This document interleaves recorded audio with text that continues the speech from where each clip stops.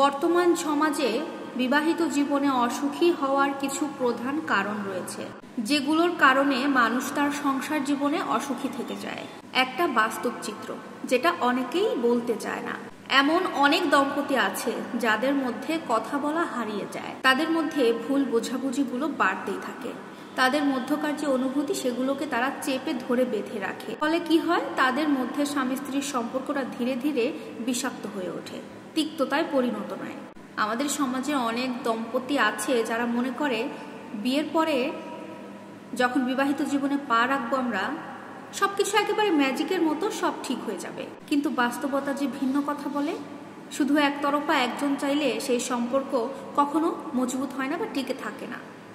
একটা সম্পর্ক টিকাতে হলে উভয় পক্ষ থেকে সমানভাবে চেষ্টা করতে হবে সম্পর্কটাকে টিকিয়ে রাখার জন্য, তবেই সেই সম্পর্ক টিকে থাকবে। সংসার চালানো, বাচ্চার খরচ, এগুলো কিন্তু সাধারণভাবে সামাজিক একটা চাপ। এসব নিয়েই অর্থনৈতিকভাবে টানাপোড়েনের তৈরি হয়ে থাকে, যেটা কিনা একটা সম্পর্কের উপরে প্রভাব ফেলে দেয়।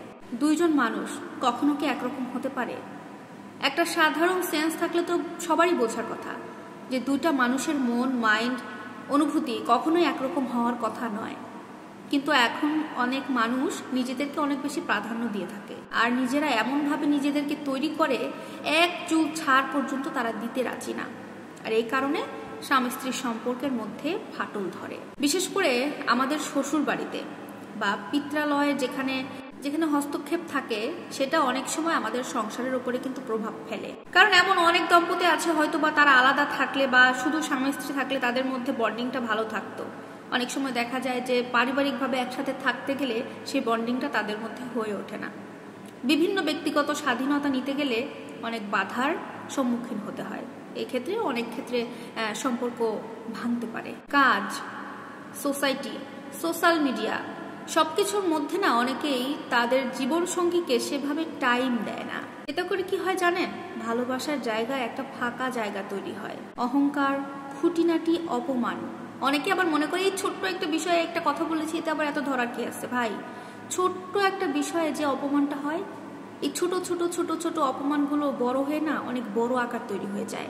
এই ছোটখাটো খুঁটিনাটি অপমান, বারবার মানসিক একটা আঘাত, এসব একটা সম্পর্ককে নীরবে হত্যা করে ফেলে। অতীতের টান, সন্দেহ, প্রাইভেসি লঙ্ঘন, এই সব কিছু একটা সম্পর্কের ভিত নড়বড়ে করে ফেলে। আবার এমন দম্পতিও আছে, অনেক সময় দেখা যায় তারা সামাজিক দায়িত্ব পালন করার জন্য দুজনে একসাথে থাকে। সেখানে কোনো ভালোবাসা থাকে না, থাকে শুধু দায়িত্ব আর অভ্যাস।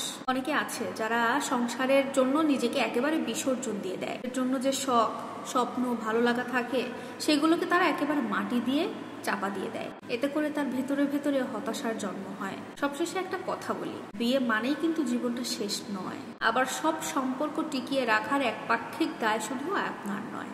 স্বামী স্ত্রীর সম্পর্কটাকে বাঁচাতে চাইলে দরকার পারস্পরিক সম্মান, খোলা মনের আলোচনা এবং একে অপরকে যথেষ্ট পরিমাণে সময় দেওয়া।